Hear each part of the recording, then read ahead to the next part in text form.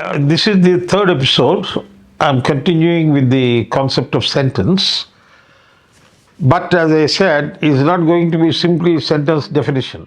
Many other things will come in. So I may not be able to exhaust the whole picture of a sentence in one episode. We will continue.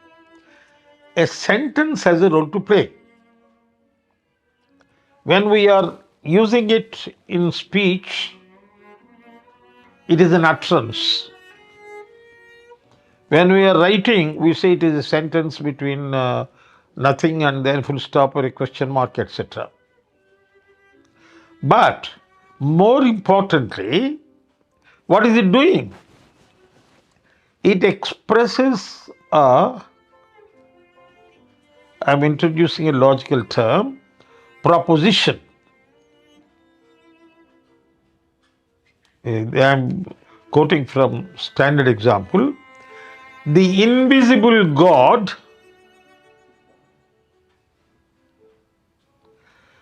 has created, not my sentence, this is from books. The invisible God has created visible universe. It is a sentence, it is an utterance, but that's not enough. God is invisible. That is a proposition in terms of what is saying meaning. Invisible God is shorter form of God is invisible. You are actually saying two things there. That is why you have to see invisible is a word, God is a word. If you say the God, you cannot say God is the. No. That means the has a different role to play. Invisible has a different role to play. The invisible God, you cannot say invisible the God. That is exactly where every sentence has a structure. It has a proposition in it. The God is invisible. The universe is visible. God created the universe. So the invisible God created the visible universe is three propositions. In terms of grammar, it could be one sentence. In terms of meaning, three propositions. Then, sir, it could have been, why not? God is invisible. God created universe. Universe is visible. Why not write three sentences? They must have started like that. Then, here the point is, when you say God is invisible, you are expressing the fact or your understanding that God is invisible. But when you are saying the invisible God created the visible universe, you are not saying He is invisible. That is taken for granted. But that is going to be contrasting with the visible universe. That is why a sentence has to be looked at from what you are saying or how you are writing, its structure and its meaning. Now, when we are saying, please come here, please come here, please come here, please come here. Same sentence, different utterances. Utterances carry not only the pronunciation of the words, but also extra intonation. The way we say, please come here, please come here. What? Please come here? Why should I come? You are repeating it.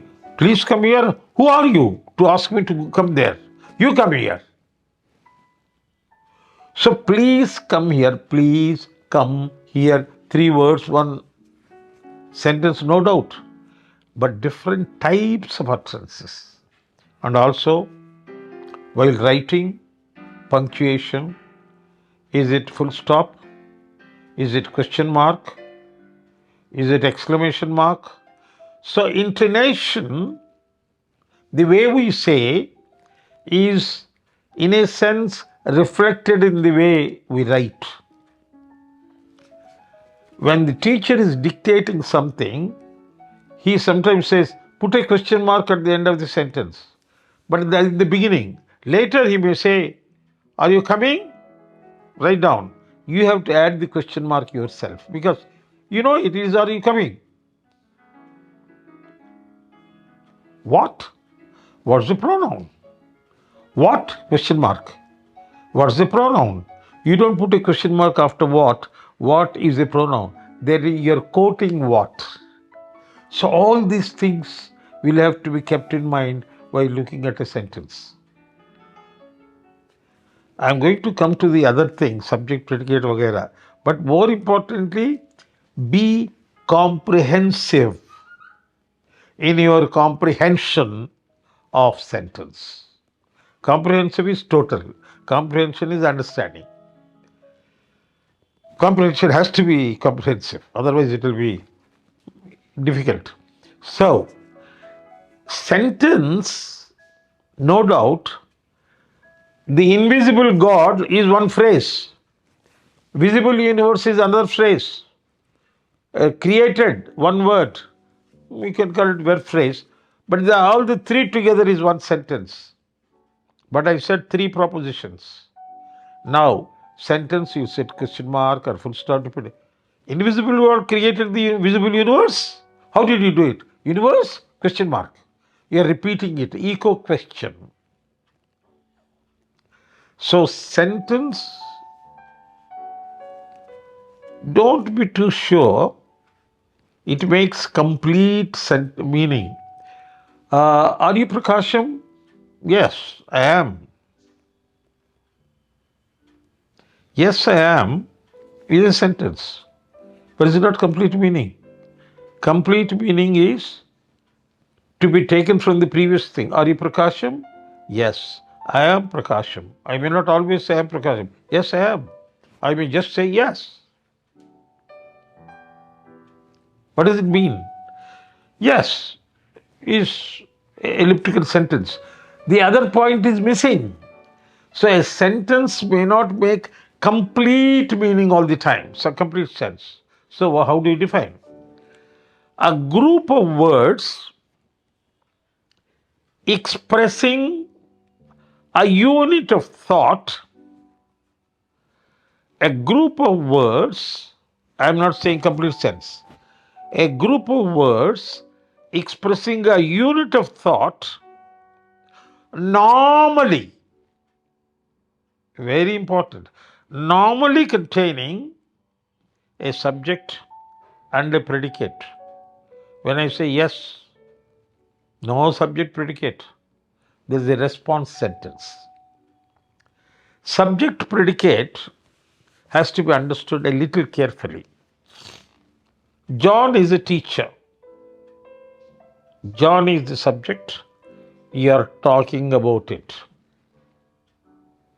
A teacher is the predicate. The predicate talks about the subject. You should never be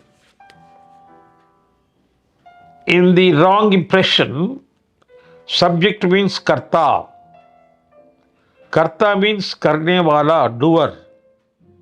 Though for usual definition they say subject karta, verb kriya, object karma. Don't believe that. It has to be understood carefully. For example, John gave some money to Peter, or Mohan gave some money to Peter, or John gave some money to Gopal. Any name hardly matters. Now look at this. Gopal was given some money by Peter. In terms of sentence structure,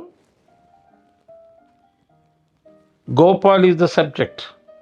Gopal, you're talking about, was given some money by Peter is the predicate. But if you think every subject is karta, it will be wrong because he is not giving, he is only receiving. Karta jo karne wala, doer. Karma, the one who is affected. That is very important. So our concept of karta, karma, kriya is different. John gave some money to Gopal. John is the giver. John is the doer of the action of giving. Whereas Gopal was given some money. Gopal was given some money by Peter. He was not doing anything, he was receiving. He is recipient both in active voice as well as passive voice. Previous first sentence and second sentence. So karta, karma, kriya, karta and karma will not be equivalent to subject and object. John slapped Peter. Peter was slapped by John. In one says, John is subject, other is Peter is subject. But in both the sentences, John is karta, Peter is karma. Karma is the one who receives the action, the affected. That is why when you talk about the grammar of a sentence, you should also think of the function of a sentence. That is why you say the formal description and functional description.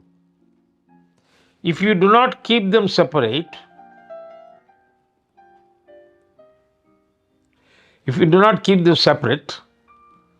separate is verb, separate is adjective. If you do not keep them separate, you will confuse the children. John slapped Mary, Mary slapped John, different things. Mary is the doer. She is also the subject here. There is something else I'm going to say. I like potatoes. I like potatoes.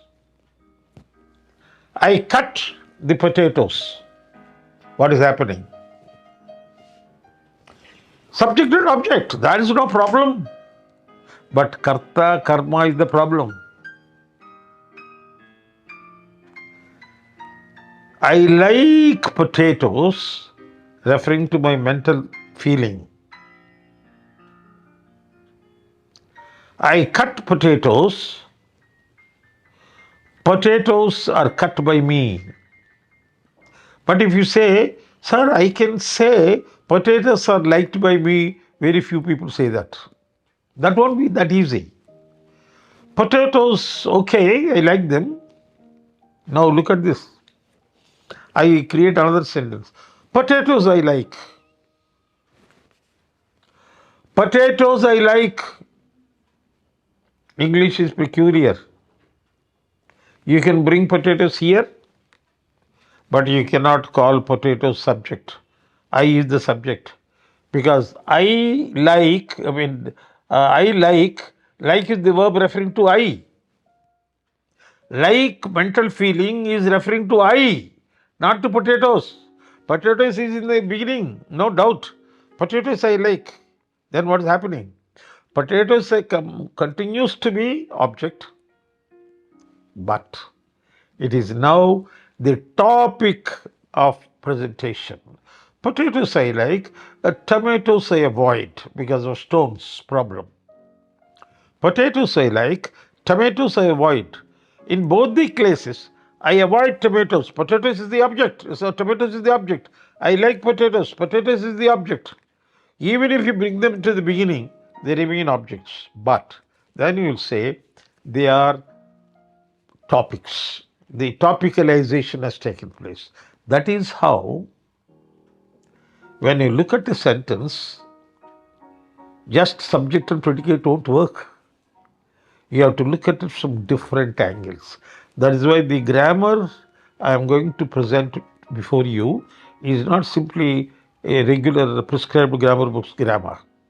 I'm going to give new information, new ideas which I've gathered from different books, and then I hope you will get a lot of information. Thank you.